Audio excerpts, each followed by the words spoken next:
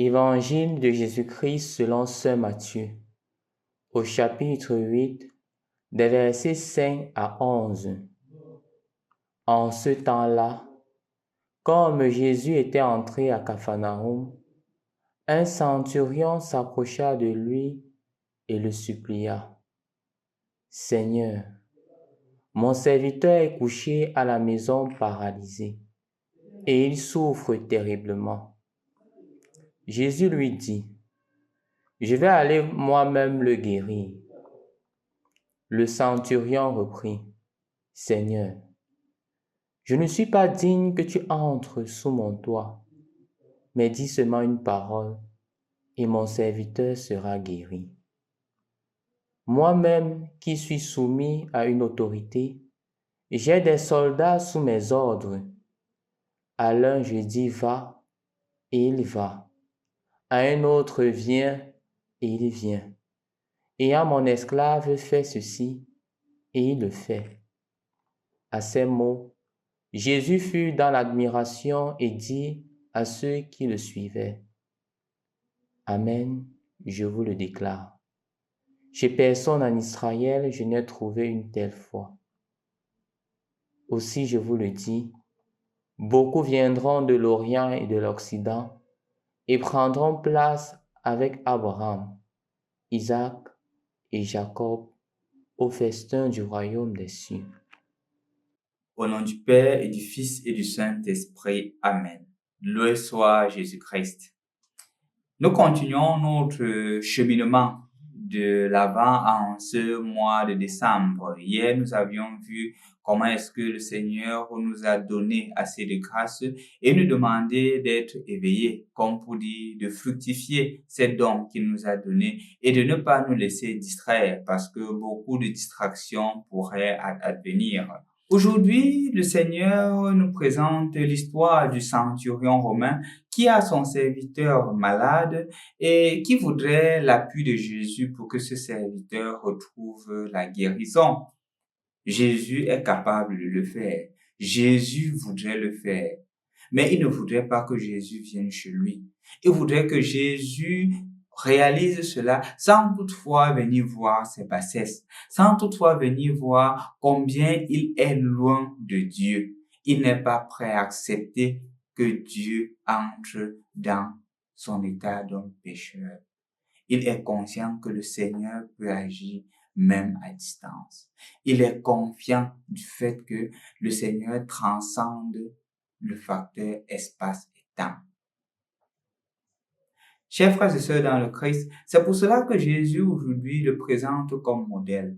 Pas modèle de personne sainte, si vous le remarquez, mais modèle de personne qui croit que le Seigneur peut agir dans sa vie au-delà de son aide, de sa manière de penser, au-delà de son imagination. Et c'est pour cela qu'en ce lundi, l'Église te présente le centurion romain.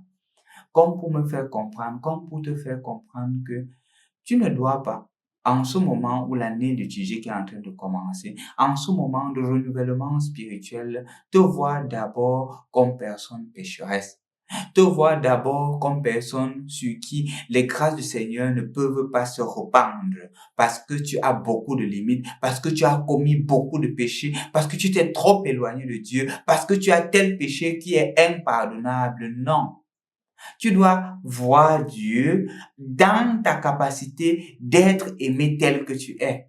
Tu dois reconnaître en Dieu celui-là qui t'aime et te pardonne au-delà de ton péché. De la même manière qu'il est capable de transcender l'espace et le temps, il est aussi capable de transcender ton péché et de faire de toi son image et sa ressemblance.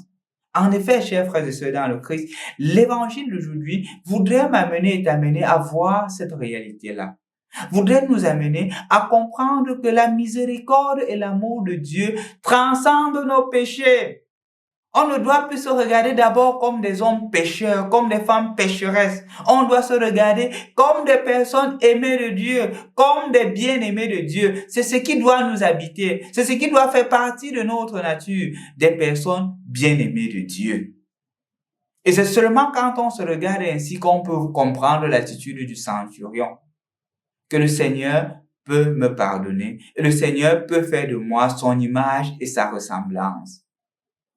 Est-ce que je me vois comme une personne bien-aimée de Dieu?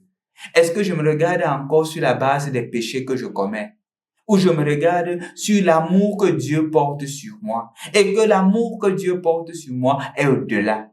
Remarquez que dans l'évangile d'aujourd'hui, le Seigneur ne le condamne pas pour ses péchés. Le Seigneur dit, les gens viendront de l'Orient, de l'Occident, du Midi, prendre place avec Abraham au festin. Parce que la finalité de Dieu n'est pas le nombre de péchés que tu commets. Le but de Dieu, c'est ta conversion. C'est ton pardon, c'est ton renouvellement. C'est de devenir fils et fille bien-aimés de Dieu. C'est ce pourquoi nous commençons ce temps de l'Avent. Et donc, je t'invite en ce lundi, en ce temps de l'Avent, de regarder le péché que tu penses qui t'a beaucoup éloigné de Dieu, qui t'éloigne de Dieu. Et de te redire cette parole que Jésus adresse au centurion. Toi aussi, tu es un fils d'Abraham. En toi, la foi est grande. Parce que tu crois que le Seigneur peut agir dans ta vie. Parce que tu crois que le Seigneur peut te transformer.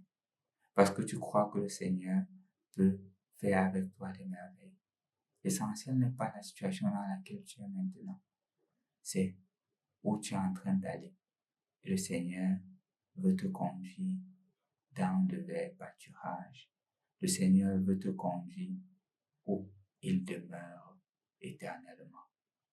Dans la beauté, dans la sainteté, dans l'union avec lui.